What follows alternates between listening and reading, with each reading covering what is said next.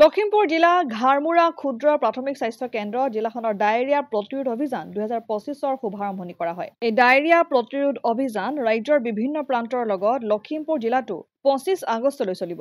অনুষ্ঠানটো সঞ্চালনা কৰে জিলা যুটীয়া স্বাস্থ্য সেৱা সঞ্চালক ডাক্তৰ বিমান শৰ্মাই। অনুষ্ঠানত SDM NHO headquarter doctor Queen Baruah, DPM Devanga Bikash Gogoi, DCM Manjul Ali Hazarika, Gharmura ক্ষুদ্ৰ প্ৰাথমিক স্বাস্থ্য কেন্দ্ৰৰ পৰিচালক ডাক্তৰ ৰূপম নৰহকে আদি কৰি কেইবাজনো বিষয়ববীয়া উপস্থিত থাকে।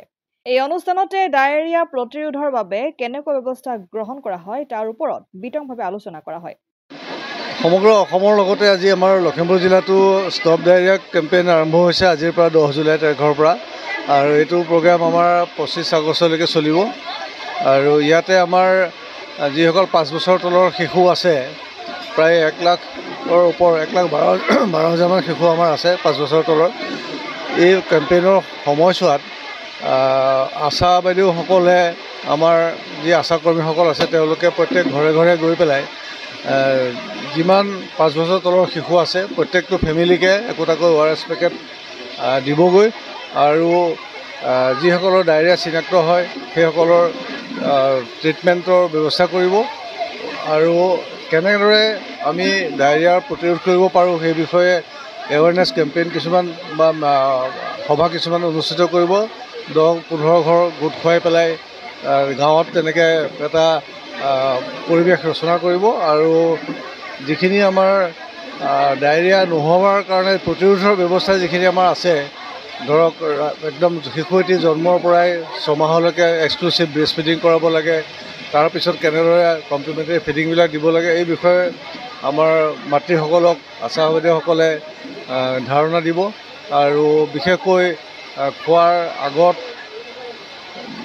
আহাৰ গ্ৰহণ কৰাৰ আগত হাতখন যে ধুব লাগে ভালদৰে হাত ধোৱাৰ কিছুমান যিখিনি আমাৰ ষ্টেপ আছে সেই বিষয়ে আশাসকলে আমাৰ মাতৃসকলক অৱগত কৰাব বা গাঁৱত সেই বিষয়ে সম্যক ধাৰণা দিব আৰু আমি সকলোৱে জানো যে ডায়েৰিয়া ক্ষেত্ৰত প্ৰতিৰোধৰ ক্ষেত্ৰত ইমিউনাইজেশ্যনৰ এটা গুৰুত্বপূৰ্ণ অৱদান আছে যিটো আমাৰ ৰোটা ভাইৰাছ ভেকচিন বুলি কওঁ সেইটো সময়মতে যাতে ড'জকেইটা পায় সেই বিষয়ে আশাসকলে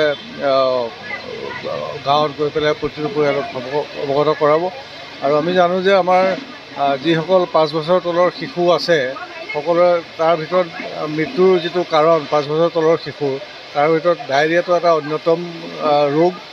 ডায়েৰিয়াৰ কাৰণে আমাৰ প্ৰায় 6.9% ৰোগী শিশু এতিয়াও মৃত্যুমুখত পৰি আছে। গতিকে আমি যাতে আমাৰ জিলাখনত এতিয়াও যাতে শিশু ডায়েৰিয়া ৰোগত আক্ৰান্ত হৈ মৃত্যুমুখত নপৰে তাৰ বাবে এই প্ৰগ্ৰামটো চলোৱা হৈছে। অসমৰ মাননীয় মুখ্যমন্ত্ৰী মহোদয়ৰ এটা সপোন যাতে অসমখনক ডায়েৰিয়ামুক্ত অসম হিচাপে গঢ় দিব পাৰে।